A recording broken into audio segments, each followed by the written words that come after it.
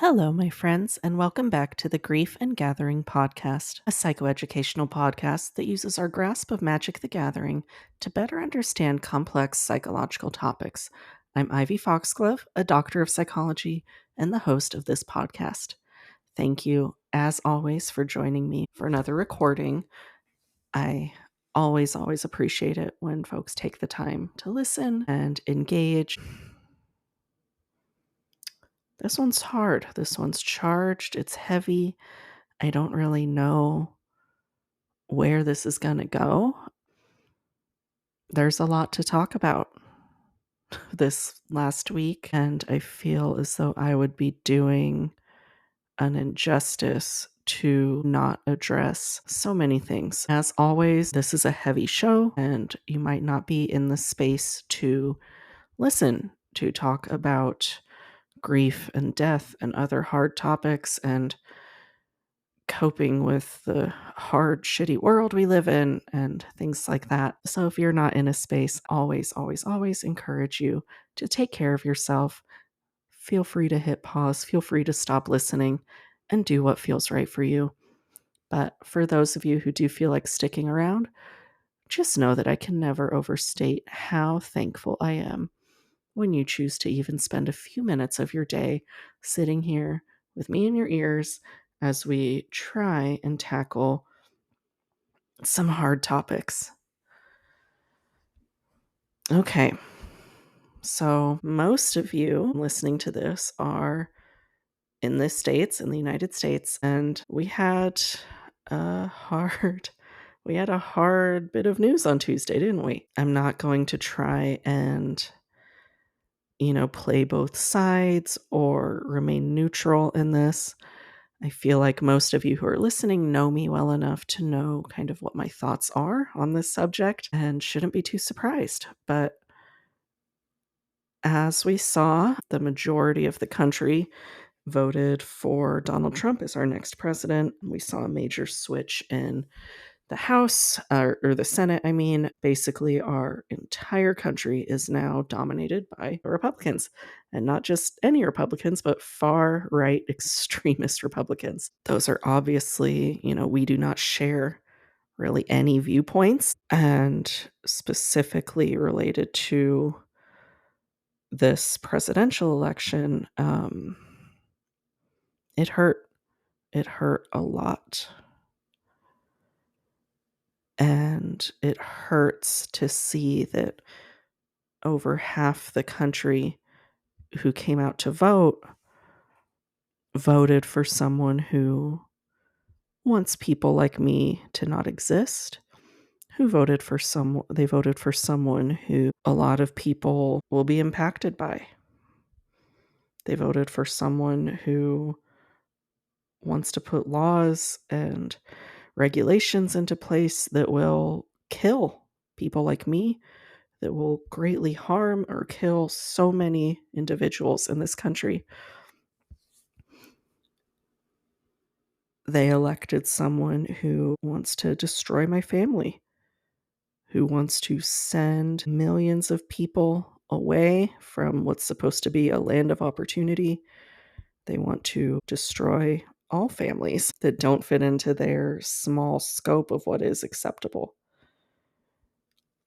And so I'm coming to this recording today with a lot of grief and a lot of anger, a lot of sadness. We talked in our very first episode about what grief is, and we say that grief is all of the thoughts and feelings and body reactions we go through after a death loss or another loss. And there's another kind of grief, and that's called anticipatory grief. And usually when we think about anticipatory grief, if we break it down, we know that anticipatory grief is grief that we are anticipating. We are anticipating certain thoughts, feelings, and body reactions related to a loss that hasn't happened yet. Usually when we're thinking about that, we're thinking about a special person in our lives who is terminally ill, someone who's dying, or a significant life transition, knowing that you might be laid off soon, knowing you're going to be moving soon, and you're anticipating some of the struggles and heartache that's going to come with that. But I think for me, and I would imagine it's not so dissimilar for some of you, this election, there's the initial grief, of course. And there's those feelings of anger and frustration and despair and annoyance and pity and loathing that those just come from that awareness, right? Of how could so many people support a man like this and support a country like this? But then there's a second kind of grief that I think is being experienced, and that's the grief we anticipate. I'm grieving for what our country's going to look like in a couple of years. I'm grieving for what it's going to look like when my son goes to school. I'm grieving for all of the familial relationships that I'm anticipating on losing. I'm grieving for my rights that I'm anticipating being taken away from me. I feel scared for what the future holds. I feel angry that someone is going to try and come in and tell me that I'm not a fit parent or that me and my partner don't deserve to be married or have a family. I'm furious that people may have the power to tell me that my life saving medication isn't actually saving my life and that I don't need it and I can't have it. And in fact, it's not allowed to be taken anymore. There's a lot of feelings that come from news like what we heard on Tuesday. And wherever you are in that process is okay because I know it's a lot. And you're going to go through waves of all of these different feelings, just like you would with a different loss. You're going to feel like you're okay one second and then be heartbroken the next second. You're going to somehow find that balance of enjoying moments in your life, but also being aware in the back of your head that these things you're enjoying right now could be taken away. Awareness of all of these things is a normal thing to be experiencing right now. And I know it's scary and confusing and isolating, and it leaves us wondering, what can we do? What options are there?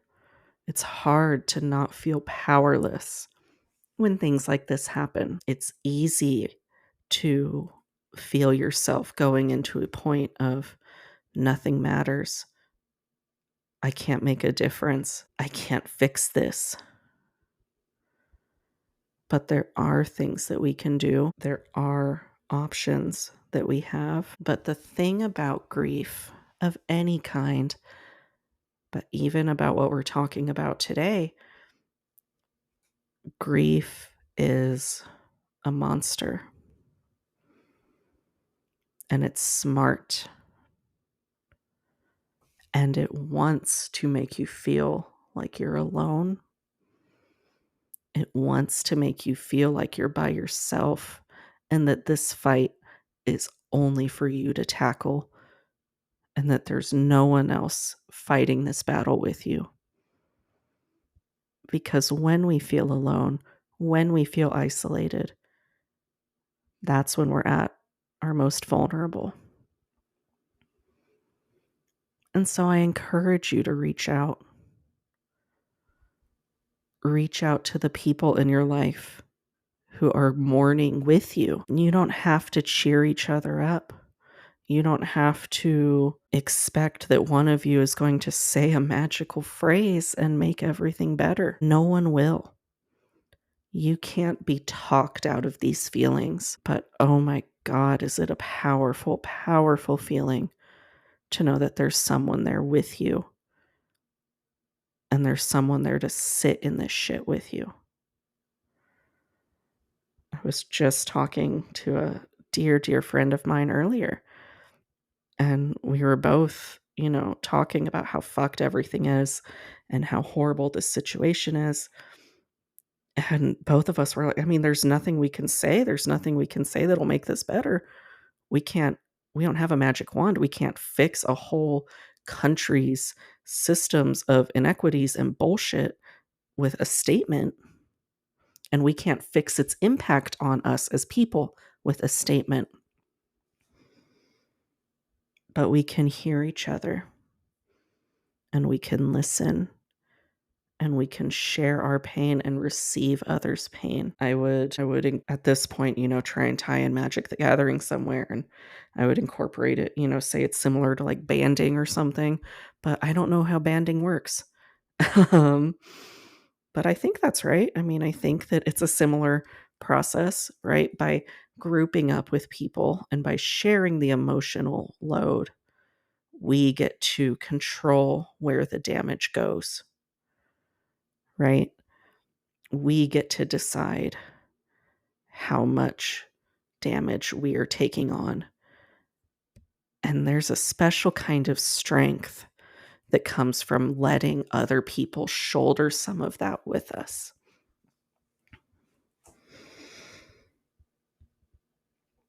In moments like this, it's easy to think about all of the things that are horrible that we can't control. But it's not always as easy to think about the circle of things that are within our control. And I think when we think about those things start to feel a little less hopeless. So, what can we do? We've already talked about one: talk with people, connect with people, embrace connection, embrace community.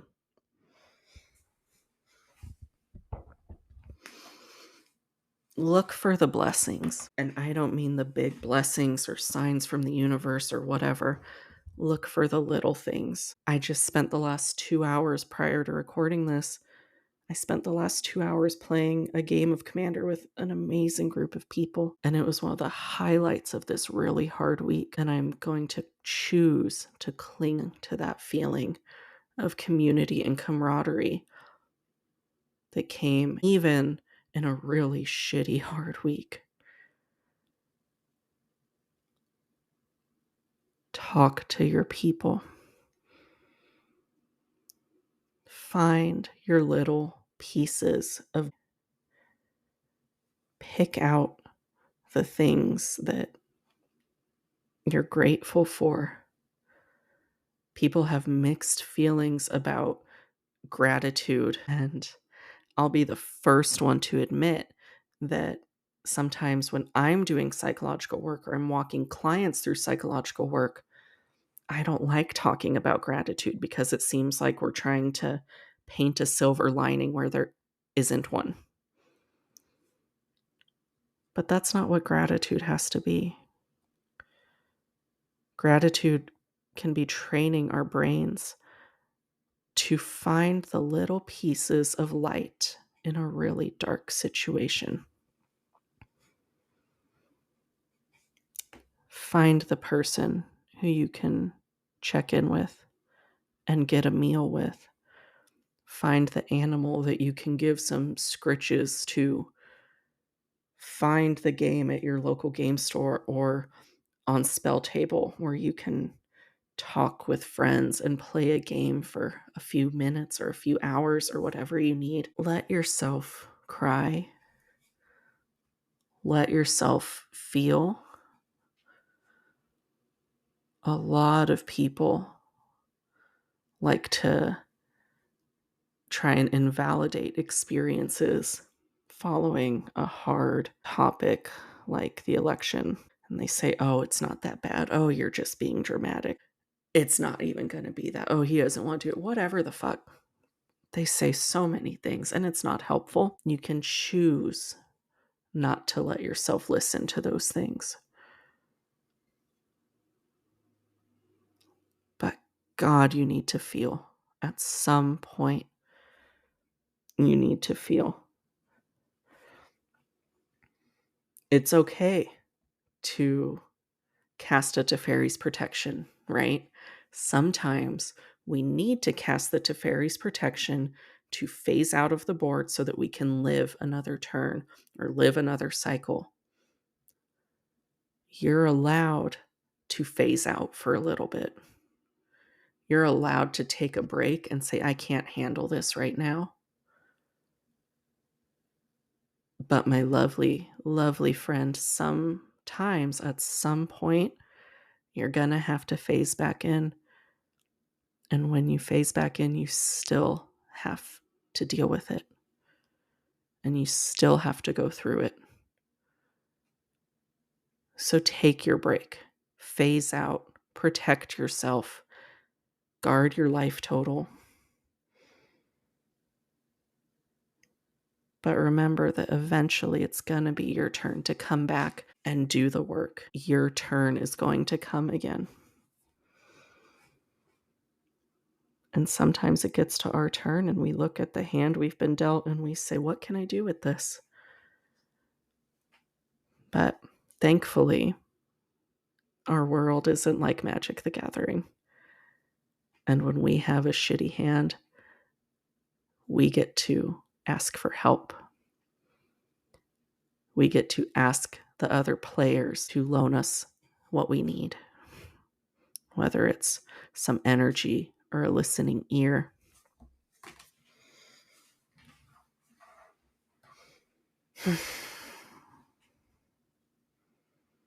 I know there wasn't a lot of Magic the Gathering talk in this episode today, and can be a bit off-putting for folks who maybe listen to this podcast because they want to be able to use Magic the Gathering to understand psychosocial topics, kind of like what the intro says. But some topics aren't done justice through metaphors and comparisons. And this topic in particular, I think, hit a little too close to home for me to try and get cutesy about comparing it to, comparing anticipatory grief to a game of Magic, when we all eventually lose the game, shit like that. No, I could have. And we can do that. And we can maybe save that for a later episode when things aren't so rough and raw.